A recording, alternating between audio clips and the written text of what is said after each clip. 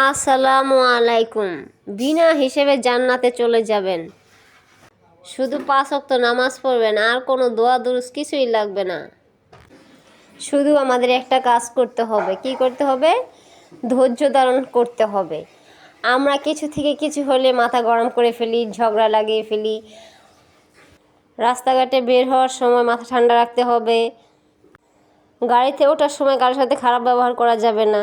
অনেক সময় দেখা যায় গাড়িতে ওঠার পরই মানুষের সাথে খারাপ ব্যবহার হয়ে যায়, কিন্তু সেটা করা যাবে না, মাথা ঠান্ডা রাখতে হবে। এটা হলো বাহিরের হিসাব।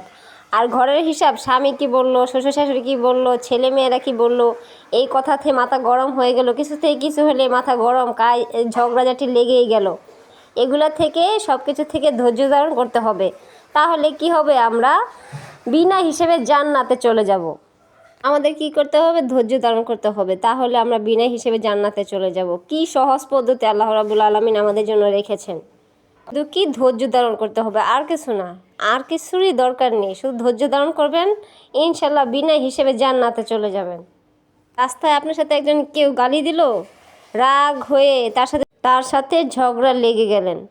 এরকম সময়, এরকম অবস্থা ধৈর্য ধারণ করতে হবে, ঝগড়া করলে হবে না। আসুন ভাই, আমরা ধৈর্য ধারণ করতে শিখি, তাহলে আমরা বিনা হিসেবে জান্নাতে চলে যাব। তো ভাই, ভিডিওটা শেয়ার করে দিবেন, অনেককে জানিয়ে দিবেন, এতে আপনার সওয়াব হবে, অসংখ্য সওয়াব হবে, অসংখ্য সওয়াবের নেকি হবে আপনার। এতে অনেকে শিখতে পারবে এবং জানতে পারবে। তো সবাই ভালো থাকুন, সুস্থ থাকুন, আল্লাহ হাফেজ।